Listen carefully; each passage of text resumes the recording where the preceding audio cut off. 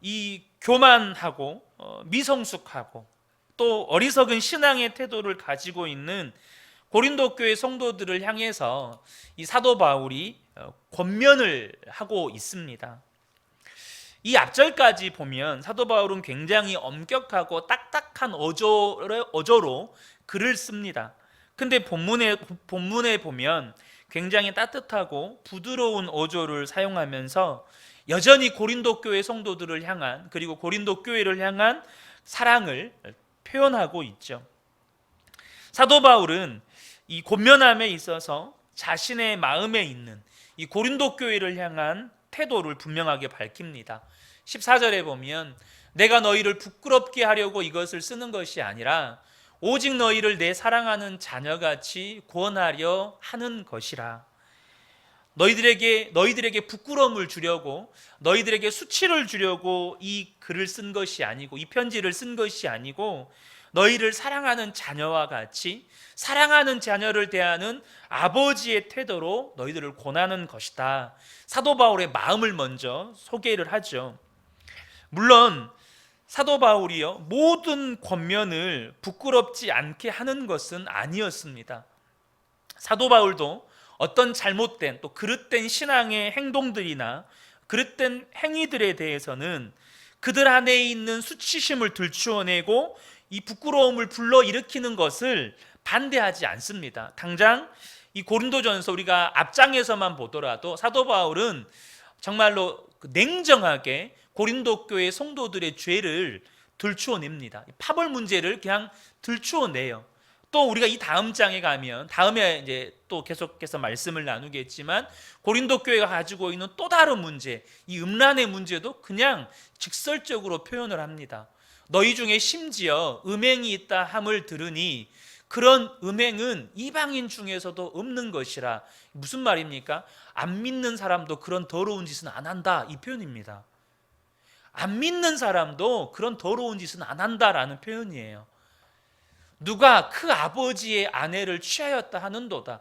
직접적으로 그 죄의 내용을 들추어냅니다. 아버지가 재혼을 한 것 같아요. 그래서 새로운 엄마가 왔는데 아들이 그 엄마하고 음행을 저지른 겁니다. 새 엄마하고. 그리하고도 너희가 오히려 교만하여져서 어찌하여 통한이 여기지 아니하고 그 일 행한 자를 너희 중에서 쫓아내지 아니하였느냐. 심지어 교회가 그것을 유야무야 덮고 지나간 것에 대해서 또 교회를 책망하고 있는 것이죠. 그러니까 사도 바울은 모든 어떤 것에 대해서 권면할 때 항상 부끄러움을 덮어주고 또 그들의 수치심을 일으키는 것들을 절제하는 사람은 아니었습니다. 어떤 죄에 대해서는 명확하게 그 죄의 내용들을 들추어내고 심지어는 그것들에 대해서 부끄러울 만큼 책망하고 있는 거죠. 그러나 본문에서는 사도 바울이 이 고린도 교회 성도들을 부끄럽게 하려는 의도에서 권면하는 것이 아니고 사랑하는 자녀들에게 아버지가 권면하는 것처럼 이렇게 대하고 있음을 명확하게 밝히고 있습니다. 여러분, 사도 바울이 어떤 점에서 자신을 고린도 교회 성도들의 이 아버지라고 보는 것입니까?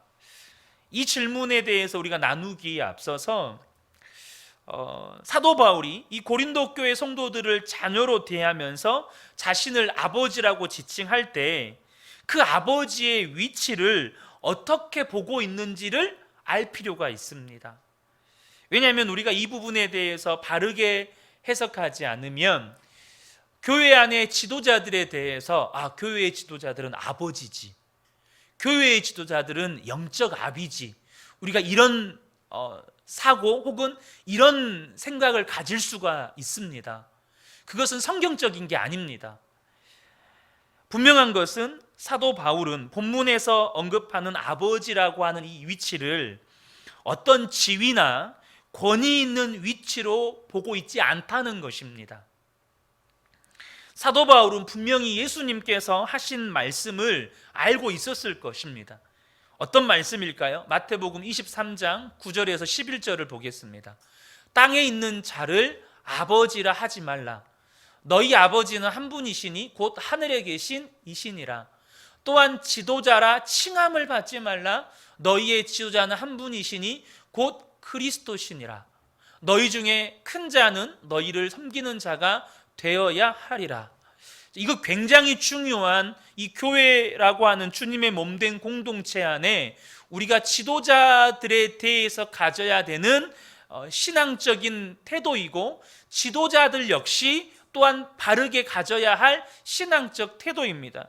예수님께서 먼저 언급하시는 게 뭐냐면 이 땅에 있는 자를 아버지라고 하지 말라는 거예요.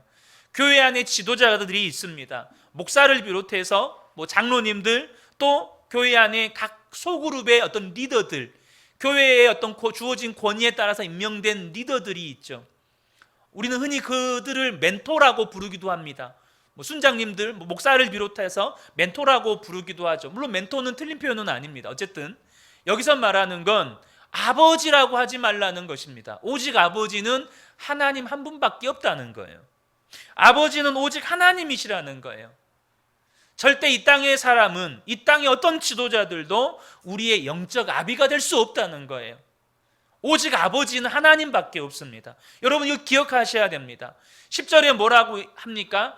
지도자라 칭함을 받지 말라. 이거는 지금 그 지도 아래에 있는 성도들에게 교회에 세움받은 지도자를 지도자라고 부르지 말라는 의미가 아니라, 이 지도자 스스로 성도들이 지도자라고 칭할 때 자기 스스로 지도자라고 여기지 말라는 거예요.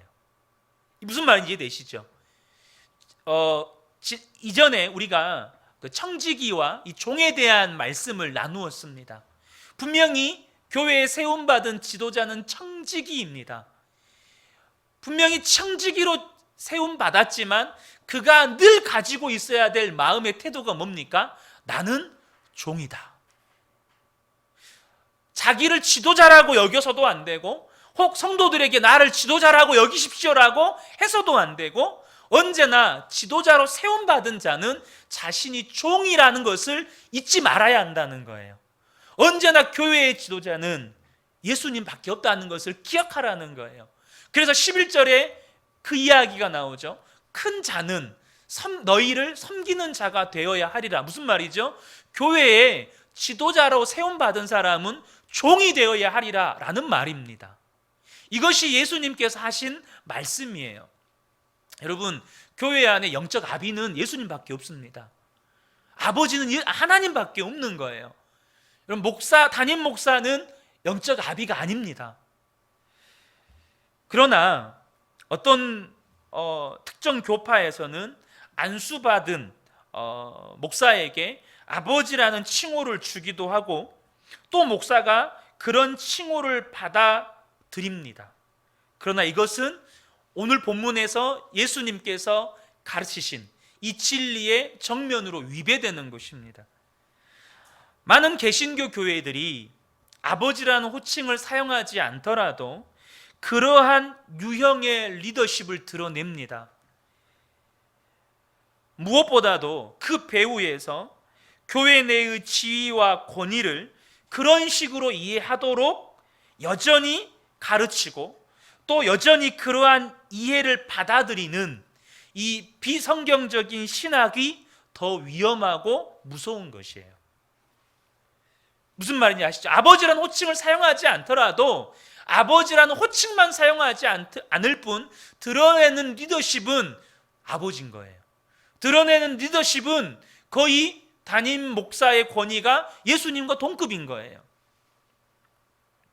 그것을 당연하게 받아들이고, 또 그것을 가르치고, 또 신학적으로도 그렇게 해가는 경우들도 있다는 거죠. 이러한 거짓 가르침은 오늘날 교회가 소통하고 또 건강하게 성장하는 것을 가로막는 강력한 장벽입니다. 여러분, 담임 목사를 아버지로 여기면 어떻게 될까요? 목사의 가르침은 하나님의 가르침이요, 목사의 말은 곧 하나님의 말씀이요, 목사의 계획은 하나님의 계획이 되어버립니다. 그렇지 않겠어요? 제 말이 하나님 말이 되어버리고 제가 가르치는 것이 곧 하나님의 가르침이 돼버리고 제가 세운 모든 계획이 하나님의 계획 돼버리는 거예요. 그러면 누구도 목사의 생각과 계획에 대해 다른 생각을 할 수 있고 다른 의견을 가질 수 있는데 그것을 제시할 수 없게 돼요. 왜요? 하나님의 계획, 하나님의 뜻에 위배되는 것이니까. 교회 안에서 소통은 사라지게 되고 그것은 다른 표현으로 하면 브레이크 없는 자동차와도 같아요. 달리는 기능만 있고 감속하거나 멈추는 기능이 없는, 기능을 할 수 없는 고장난 차와도 같다는 겁니다. 여러분 잘 아시는 것처럼 세습 문제로 한국 사회에 큰 물의를 일으켰던 모 대형 교회 아시죠? 그 교회 안에는 원로 목사님 기념관이 있습니다. 그리고 그 기념관 안에 가면 그 원로 목사님의 일대기가 영상물로 상영이 됩니다. 교회 곳곳에는 목사님 실물 크기의, 이걸 뭐라고 하는지 제가 명칭을 잘 모르겠어요, 사진이 세워져 있고 성도들이 그곳에서 그 목사님 이 조형물에 사진을 찍을 수 있게끔 만들어진 곳들이 있습니다. 좀 뭔가 이상하죠. 이것은 제가 뭐 시사 고발 프로그램에서 직접 보았던 내용 중에 하나입니다. 어느 교회 사택관리 안수 집사님, 권사님 부부입니다. 부부가 교회 사택관리를 하고 또 교회 사택관리 집사님 부부를 둘 만큼 교회의 재정은 상당히 규모 있는 교회입니다. 그런데 두 분이 뭐 거의 밤늦게 11시, 12시에 문을 닫고 새벽 4시에 문을 열어야 되고 뭐 이렇게 생활을 하니까 잠도 별로 몇 시간 못 자죠. 그래서 두 분이 한 달에 받는 생활비는 겨우 100만 원 정도였습니다. 그렇게 받은 사례금, 월급의 대부분은 각종 헌금, 또 이분들이 속해 있는 선교회 회비, 또 헌신된 분들이라고 회장으로 세워놓으니까 회비도 많이 내야 돼요. 또 안수집사, 권사 임직을 받으면서 감사헌금, 교회 건축한다고 건축헌금. 생활이 됩니까? 생활이 안 됩니다. 빚을 내가지고 생활을 합니다. 그런데 이 모든 것이 하나님께 헌신한다는 이름으로 다 덮어집니다. 다 그냥 믿음이라는 이름으로 그냥 다 덮어집니다. 한편 담임 목사님은 교회에서 수백만 원의 사례비를 받고 50평이 넘는 사택에 살고 대형 차를 자가용으로 몰고 심지어 사모님도 목사 안수를 받아서 부목사 사례비를 받고, 결국 이 두 부부는 그 교회를 떠나게 됩니다. 그리고 하시는 일이 뭐냐면 아내 되신 그 권사님이 식당에서 그 주방에서 접시 닦는 일을 했어요. 근데 그 인터뷰 내용이 참 기가 막혔어요. 뭔지 아세요? 20년 정확히 교회에서 그 사택 관리로 몇 년을 섬겼는지 기억이 잘 안 납니다. 빚만 쌓여갔는데 이렇게 밖에서 일을 하면서 빚을 갚아갈 수 있어서 너무 좋습니다. 이 이야기였습니다. 교회 내의 리더십에 대한 이런 반기독교적인 견해가 지속되는 한 사실상 하나님의 교회가 지닌 사명은 모든 측면에서 공격을 받고 방해를 받는 겁니다. 참 제가 이 말씀을 드리는 이유는 저라고 그런 함정 또 그런 오류에 빠지지 않을 자신이 없기 때문입니다. 그래서 강단에서 솔직하게 말씀을 드리는 겁니다. 여러분, 교회 안에는 예수 그리스도, 우리 하나님 외에는 아버지가 없습니다. 이걸 꼭 기억하셔야 합니다. 저는 목사지 영적 아비가 아닙니다. 그냥 말씀 맡은 종이지 아비가 아니에요. 자, 그렇다면 본문에서 사도 바울은 이런 것을 기본적으로 인식을 하고요, 어떤 측면에서 자신을 고린도 교회 성도들의 아비라고 했느냐는 거예요. 근데 여기 아버지라고 나와요. 내가 너희들 자녀를 대하는 아버지와 같이 이렇게 지금 대하고 있잖아요. 어떤 측면에서 자신을 이렇게 아버지라고 말하고 있느냐는 거예요. 15절을 보겠습니다. 그리스도 안에서 일만 스승이 있으되 아버지는 많지 아니하니 그리스도 예수 안에서 내가 복음으로써 너희를 낳았음이라. 고린도 교회가 왜 세워졌습니까? 사도 바울이 복음을 전해서 사도 바울이 1년 6개월 동안 그곳에서 말씀을 가르침으로 그곳에 고린도 교회가 세워졌습니다. 그러니까 그들이 예수님을 믿게 된 건 사도 바울이 전했던 복음과 사도 바울이 가르쳤던 그 말씀 때문이었어요. 바로 그런 차원에서 그들이 예수님을 믿는 믿음에 대해서 사도 바울은 책임감을 느끼는 거예요. 자신이 복음을 전했고 자신이 그들에게 말씀을 가르쳤는데 지금 그들의 신앙이 지금 이렇게 되어 있는 거예요. 거기에 대한 책임감을 느끼면서 자신을 그 교회 성도들의 아버지라고 말하는 겁니다. 그러니까 어떤 의미로는 인간적인 차원이라고도 표현해도 돼요. 그러니까 영적인 아버지가 아니라 인간적으로 내가 너희의 아버지 아니냐, 내가 너희들에게 복음을 전했고 내가 너희들에게 말씀을 가르쳤지 않느냐, 너희들의 믿음은 내가 가르친 것으로 인해서 너희들의 믿음이 오늘날 생겨났다라고 말하는 거죠. 17절에 디모데를 향해서도 동일한 태도를 취합니다. 이로 말미암아 내가 주 안에서 내 사랑하고 신실한 아들 디모데. 디모데가 누구 때문에 믿음을 갖게 됩니까? 물론 디모데의 부모로부터 디모데는 어머니로부터 믿음의 유산을 물려받습니다. 그럼에도 불구하고 사도 바울과의 만남 속에서 정말로 한 사람의 목회자로 성장해가는 그 모든 과정을 사도 바울을 통해서 훈련받고 믿음이 자라갑니다.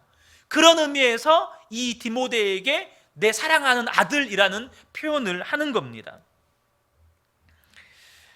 이 고린도 교회 성도들의 신앙에 대한 책임감을 느낀 이 사도 바울은요, 자녀들을 대하는 마음으로 그들에게 권면하는 이 태도, 이것은 오늘날 교회의 지도자들이 성도들을 향해서 혹은 내가 섬기는 이들을 향해서 가져야 할 태도의 본을 보여주는 거예요. 물론 이것은 직접적으로는 사도 바울 자신에 대한 이야기이기도 하지만 오늘날 교회와 성도를 섬기는 모든 교회의 리더십들을 향해서 주시는 메시지이기도 합니다. 교회 지도자는 자신이 섬기는 성도들의 신앙에 대해서 책임감을 가져야 한다는 거예요. 이 사도 바울이요, 이 고린도 교회 지금 성도들 안에 엄청난 문제들이 막 발생하고 있잖아요. 거기에 대해서 책임감을 느끼고 그 책임감이 세 가지 태도로 드러납니다. 이 책임 있는 세 가지 태도로 드러나요. 첫 번째가 뭐냐면 잘못된 신앙에 대한 꾸지람이에요. 잘못된 신앙에 대한 꾸지람. 예전에 우리가 에베소서 말씀을 통해서 가정 설교를 하면서 잠깐 나누었던 가정에서 부모가 회복되어져야 할 은혜, 그 하나가 사랑의 꾸지람이었습니다. 여러분 기억하시죠? 마찬가지입니다. 여러분 교회의 지도자들 또 리더십들은 내가 섬기는 성도들이 잘못된 신앙의 길에 들어섰을 때 반드시 그것에 대해서 꾸짖을 수 있어야 한다는 겁니다. 여러분 오늘날요, 이거 굉장히 어려운 문제입니다. 여러분 굉장히 어려운 문제예요. 저도 당장 우리 성도님들의 신앙에 대해서 저거는 아닌 것 같은데 수없이 곱씹어봐도 기도를 해봐도 아닌 것 같은데 선뜻 말을 못하는 이유가 뭐냐면 시험 들까봐. 그 말에 시험 들까봐. 그 말에 시험 들어서 내가 이 교회 아니면 갈 교회 없냐? 저는 그것을 지금 15년 정도 교회를 섬기는 사역을 하면서 너무 많이 봤어요. 무슨 말이냐면 심지어 교회에 심각한 무리를 일으켜서 저는 사실 한국 교회 안에서 7일을 하는 경우를 별로 본 적이 없습니다. 실제로 7일을 받았음에도 불구하고 다른 교회 가버리는 거예요. 그건 뭐죠? 그 교회의 권위를 인정하지 않는다는 겁니다. 그 교회에 부여된 하나님의 권위를 인정하지 않는다는 거예요. 더 안타까운 현실은 뭐냐면 다른 교회에서는 그분을 또 그대로 받습니다. 7일을 받았으면 교회에서 7일가 풀릴 때까지 여러분 그곳에서 감당해야 하잖아요. 근데 떠나는 거예요. 내가 이 교회 아니면 갈 교회 없냐. 그런데 그 교회는 성도 한 명 생긴 것이니까 그냥 받아버리는 겁니다. 떠나는 성도도, 그것을 받는 교회도 하나님의 교회의 권위를 다 무너뜨리는 거예요. 어쨌든요, 사도 바울이 지금 뭐 하고 있습니까? 고린도 교회 성도들의 잘못된 신앙에 대해서 꾸질하고 있는 거예요. 꾸질함을 하고 있는 거예요. 우리가 고린도전서 3장 1절에서 꾸짖었던 게 뭡니까? 형제들아, 내가 신령한 자들을 대함과 같이 너희에게 말할 수 없어서 육신에 속한 자, 곧 그리스도 안에서 어린아이들을 대함과 같이 하노라. 직접적으로 이야기합니다. 너희들의 신앙은 어린아이다. 너희들의 신앙은 육신에 속한 자다. 너희들의 신앙은 젖먹이에 불과하다. 내가 너희를 젖으로 먹이고 밥으로 아니하노니 이는 너희가 감당하지 못하였음이거니와 지금도 못하리라. 너희는 아직도 육신에 속한 자로다. 너희 가운데 시기와 분쟁이 있으니 어찌 육신에 속하여 사람을 따라 행함이 아니리요. 어떤 이는 말하되 나는 바울에게라 하고 다른 이는 나는 아볼로에게라 하니 너희가 육의 사람이 아니리요. 파벌을 나누어서 싸우고 있는 너희들은 육신에 속한 사람이다. 지금 고린도 교회를 꾸짖고 있는 겁니다.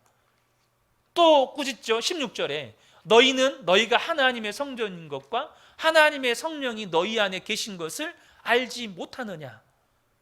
하나님의 성전인 너희가, 하나님의 성령이 거하시는 하나님의 성전인 너희가 지금 무슨 짓을 하고 있는지 아느냐라고 강하게 꾸짖고 있는 것입니다. 사랑하는 성도 여러분, 우리 장로님 권사님도 순장으로 섬기다 보면 때로는 잘못된 신앙의 태도를 보이는 성도들을 볼 때 이런 말 쉽게 못합니다. 쉽게 못해요. 저도 쉽게 못합니다. 그러나 때로는요, 사도 바울이 그러했던 것처럼 책임 있는 지도자의 태도는 꾸짖을 수 있어야 한다는 거예요. 두 번째는 뭐냐면요, 삶으로 보여주는 신앙의 본입니다. 꾸짖기만 하면 여러분 그것은요 바리새인들 또 서기관들하고 똑같은 겁니다. 꾸짖기만 한다면. 그런데 지금 사도 바울이 아버지로서 또 그 책임 있는 신앙의 태도를 보이는 것은 뭐냐면 그들에게 삶으로 신앙의 본을 보여주고 있다는 거예요. 기본적으로요, 자녀들은 아버지의 영향을 지대하게 받습니다. 아버지의 말투를 따라하고 아버지의 생활 습관을 따라하고 아버지의 삶의 가치를 따라갑니다. 제가 어렸을 때 이제 자전거를 타고 다녔는데요, 그 자전거를 타는 모습을 뒤에서 보시던 동네 아주머니들이 막 웃으셨어요. 왜 그랬는지 아세요? 자전거 타는 폼이 아버지랑 똑같대요. 자전거 타는 폼이 저희 아버지 이름을 불러가면서 어째 그렇게 똑같냐 이러는 거예요. 아버지랑 똑같다는 거예요. 심지어 자전거 타는 폼도 똑같다는 거예요. 그만큼 아버지의 영향은 지대합니다. 말 그대로 의식적이든 무의식적이든 아버지를 본받게 되어 있습니다. 우리의 신앙도 마찬가지입니다. 내가 누구에게 가르침을 받았고 누구로부터 신앙 훈련을 받았느냐는 내 인생에 있어서 지속적인 영향을 받게 됩니다. 사도 바울은 자신이 이 고린도 교회 성도들에게 복음을 전하고 가르쳤고 그랬기 때문에 이 자신의 믿음과 삶이 지속적으로 고린도 교회 성도들에게 영향을 주리라는 것을 알았습니다. 그래서 사도 바울은 자신이 어떻게 살아가느냐에 따라서 고린도 교회 성도들에게 지대한 영향을 주겠구나. 지대한 영향을 주겠구나. 이걸 아는 거예요. 그래서 거기에 대해서 책임감을 느끼고 자신의 일상생활에서 그리스도인들이 취해야 할 행동의 본을 보이려고 애를 쓰는 겁니다. 16절이죠. 그러므로 내가 너희에게 권하노니 너희는 나를 본받는 자가 되라. 이건 단순히 사도 바울이 아무것도 하지 않으면서 본받는 자가 되라고 말하는 게 절대 아닙니다. 성경에 기록이 됐잖아요. 성령의 감동을 따라서 이게 성경에 기록이 됐잖아요. 이건 사도 바울의 삶에서 삶으로 끊임없이 영적인 싸움 속에서 경험되어지고 실제가 되어진 말씀이에요. 그래서 디모데에게 지금 그들에게 보내잖아요. 디모데를 지금 고린도 교회에 보냈는데 이 디모데의 임무가 뭔지 아세요? 디모데의 임무를 보면 17절에 보겠습니다. 이로 말미암아 내가 주 안에서 내 사랑하고 신실한 아들 디모데를 너희에게 보내었으니 그가 너희로 하여금 그리스도 예수 안에서 나의 행사 곧 내가 각처 각 교회에서 가르치는 것을 생각나게 하리라. 디모데가 하는 일이 뭐예요? 사도 바울의 행사, 사도 바울이 무엇을 행하고 사도 바울이 무엇을 하고 사도 바울이 무엇을 가르쳤는지를 생각나게 하는 것이 디모데에게 주어진 임무였어요. 사도 바울의 삶을 그들에게 말해주는 것이 디모데의 임무였다는 거예요. 사랑하는 성도 여러분, 책임지는 태도를 가진 지도자는요, 삶으로 본을 보이는 지도자입니다. 이런 사도 바울의 삶은 주님의 몸된 교회 안에 이 지도자로 부름을 받은 모든 사람들이 일상생활에서 모범적인 말을 하고 행동을 하고 모범적인 삶을 살아가는 것이 얼마나 중요한 일인지를 보여줍니다. 여러분, 고린도 교회 성도들은요, 예수님이 육신으로 계실 때 보지 못했습니다. 나아가서 그때에는 성경도 없었습니다. 더구나 그들은 처음으로 예수님을 사도 바울을 통해서 믿었기 때문에 어떻게 신앙생활을 해야 되는지를 몰라요. 유대인들은 기본적으로 구약의 어떤 신앙의 행위들을 기본적으로 가지고 있잖아요. 구약시대 때부터 내려왔던 율법이 가르쳐주는 신앙의 어떤 행위들을 알고 있잖아요. 근데 이 이방인들은 그런 게 아예 없는 거예요. 신앙생활 어떻게 해야 되는지, 교회 생활 어떻게 해야 되는지, 성도의 교제를 어떻게 해야 되는지, 예배는 또 어떻게 드려야 되는지, 기도는 어떻게 해야 되는지 아무것도 모르는 거예요. 그러면 누굴 봅니까? 볼 사람이 사도 바울밖에 없는 거예요. 사도 바울이 보여준 대로, 사도 바울이 하는 말대로, 사도 바울이 어떻게 행동하느냐에 따라 다 거기 따라가는 거예요. 제가 예전에 그런 말씀 드렸잖아요. 제가 대학병원에 입원해 있는데, 아니 그 대학병원에 있는 인턴 레지던트들 말투가 그 정형외과 과장님 말투를 그대로 다 따라가는 거예요. 아니 어떻게 다들 저렇게 따라가냐, 너무너무 신기하더라고요. 근데요, 고린도 교회 모든 성도들이 사도 바울 따라가는 거예요. 저와 여러분이 기억하셔야 돼요. 저와 여러분이 섬기는 성도들이 우리를 따라옵니다. 우리의 말을 따라오고 우리의 행동을 따라오고 우리의 교회 생활, 우리의 성도의 교제, 우리의 예배 생활, 우리의 어떤 모든 신앙의 수고와 헌신 다 따라옵니다. 바로 사도 바울을 통해서 이 모든 것 하나하나를 배우게 되는 거죠. 그러니까 그들도 사도 바울을 볼 수밖에 없고 또 본대로 배울 수밖에 없는 것이죠. 그리고 사도 바울의 이 모범적인 삶은 고린도 교회 성도들로 하여금 성도의 삶이 뭔지, 어떻게 하면 그리스도께 더 가까이 나아갈 수 있는지 이것을 보여줬습니다. 고린도전서 11장 1절이죠. 내가 그리스도를 본받는 자가 된 것 같이 너희는 나를 본받는 자가 되라. 사도 바울이 그리스도를 본받는 자가 된 것처럼 사도 바울을 본받았던 고린도 교회 성도들이 예수님을 본받는 자들이 된 거예요. 저는 우리 그 은혜 교회 성도님들이요, 꼭 그렇게 됐으면 좋겠어요.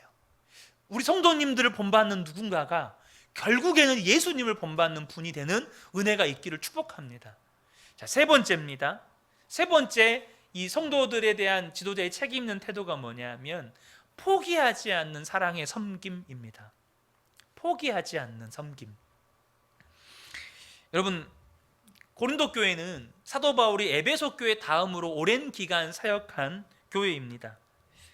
그들이 이제는 한 사람의 성도로 세상 가운데 빛과 소금으로 살아갈 것을 당연히 기대하지 않겠습니까? 근데 웬걸 이 고린도 교회로부터 들려오는 소식은 너무나도 많은 문제가 있다는 거예요. 여러분, 정말 내가 열정을 다해서 쏟고 정말 목숨을 아끼지 않고 쏟았던 교회의 성도들이 전혀 변하지도 않고, 심지어는 교회 다니기 전보다 예수 안 믿는 사람들도 하지 않을 행동들을 하고 있다. 예수 안 믿는 사람들도 저지르지 않는 그런 음행들을 저지르면서 교회가 그것을 위하무여 덮고 있고 그러고 있다. 그럼 어떨 것 같으세요? 여러분, 좌절되지 않을까요? 정말 낙심되지 않을까요? 내가 이 꼴 보려고 내가 그들을 섬겼던가? 내가 이 꼴 보려고 목숨을 걸었던가? 내가 겨우 이거 보자고 저들에게 그 사랑과 헌신을 쏟았던가? 이런 마음이 들지 않겠습니까? 그럴 것 같아요. 여러분, 목회자로서 자주 저는 사도 바울이 보면, 야 진짜 너 원숭이 번데기 앞에서 주름 잡지 마라, 이런 말을 들었겠지만, 그래도 나름 섬겼던 청년들, 청소년들, 또 성도님들을 이렇게 섬기며 나아갈 때 내가 기대했던 만큼의 삶의 변화나 기대했던 것만큼의 어떤 열매가 나타나지 않을 때 오는 그 낙심, 어떤 낙담이라는 게 굉장히 커요. 그 상실감이 굉장히 큽니다. 굉장히 커요. 그래서 더 이상 관계 안 해야겠다, 이런 마음이 들 때가 있어요. 이런 마음이 든다니까. 근데 지금 사도 바울이요, 지금 뭐 하고 있습니까? 고린도 교회를 향해서 지금 편지 쓰고 있습니다. 디모데를 보냅니다. 그 고린도 교회가 다시금 믿음의 길을 걸어갈 수 있도록, 그들이 다시금 주님 바라볼 수 있도록 이 사도 바울이 할 수 있는 모든 것을 합니다. 저희가 교회, 하나님의 몸된 교회를 섬기고 또 하나님께서 맡겨주신 영혼들을 섬길 때 꼭 기억하셔야 할 말씀이 있습니다. 갈라디아서 6장 9절입니다. 우리 함께 읽을까요? 함께 읽겠습니다. 시작. 우리가 선을 행하되 낙심하지 말지니 포기하지 아니하면 때가 이름에 거두리라. 아멘. 여러분, 책임감 있는 지도자의 태도는요, 포기하지 않는 겁니다. 여전히 섬기는 걸 포기하지 않는 거예요.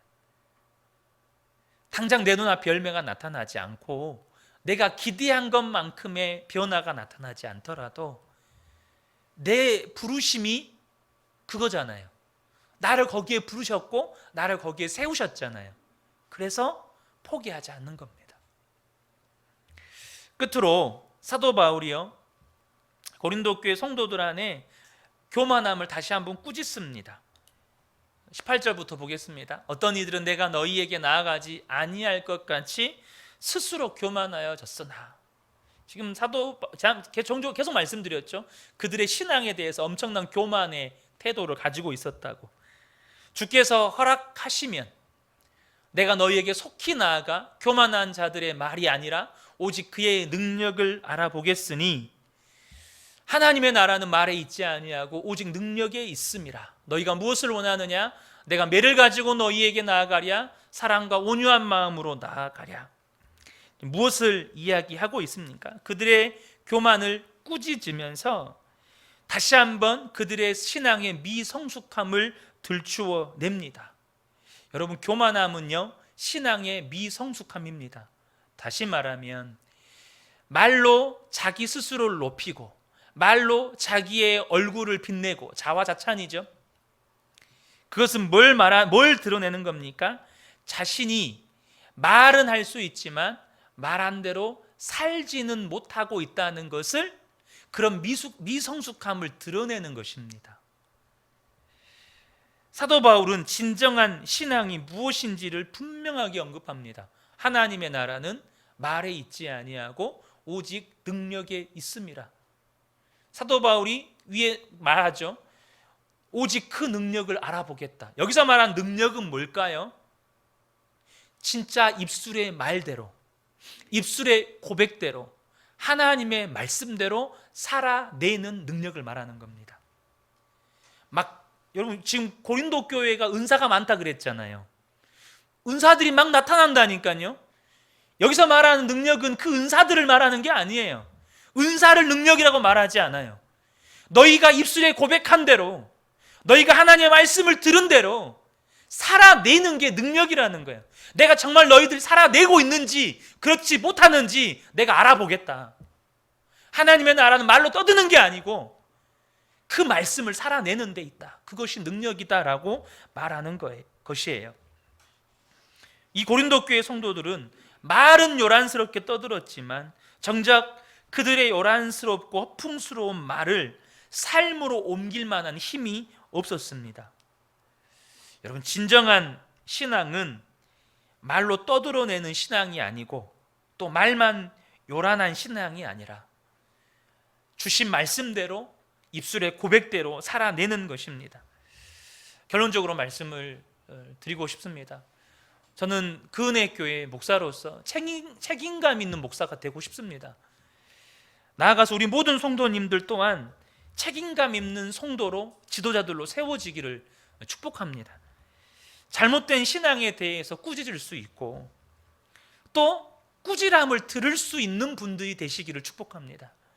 여러분, 우리가 말할 수도 있어야 하고 들을 수도 있으셔야 돼요. 마지막 때에 나타나는 대표적인, 교회 가운데 나타나는 대표적인 불신앙적인 태도, 그게 뭔지 아세요? 자기 입맛에 맞는 교사의 가르침만 드리려고 한다는 거예요. 그러니까 자기에게 달콤한 말만 해주는 스승의 말만 드리려고 한다는, 여기서 말하는 이 용어 스승은요, 정말 그 스승을 가리킬 때 말하는 스승이 아닙니다. 자기가 고용한 스승을 말하는 거예요. 자식 가르치라고, 내 입맛에 맞는 말만 해주라는. 그런데 저와 여러분이요, 꾸지람을 할 수도 있고 또 꾸지람을 들을 수 있는 분들 되시기를 축복합니다. 또 한 가지는 우리가 말로만 떠드는 신앙이 아니고 삶으로 살아내는 능력이 있는 신앙, 다른 우리가 섬기는 성도들에게 본이 되어줄 수 있는 이런 성도님들 또 지도자들 되시기를 주님의 이름으로 축복합니다. 끝으로 우리가 때로는 지치죠. 주님, 그렇게 섬겼는데 변화된 것도 없는 것 같고 기대하는 열매도 나타나지 않는 것 같고, 근데 사도 바울이 포기하지 않습니다. 저와 여러분도 포기하지 않으셨으면 좋겠습니다. 주신 자리에서 하나님께서 지도자로 세우셨을 때 내가 원하는 기대와 열매가 없더라도 포기하지 않는 섬김의 삶을 살아내심으로 말미암아 저와 여러분이 마침내 하나님이 맺게 하시는 열매를 보게 되는 우리 그 은혜 교회 모든 성도님들 되시기를 주님의 이름으로 축복합니다. 아멘.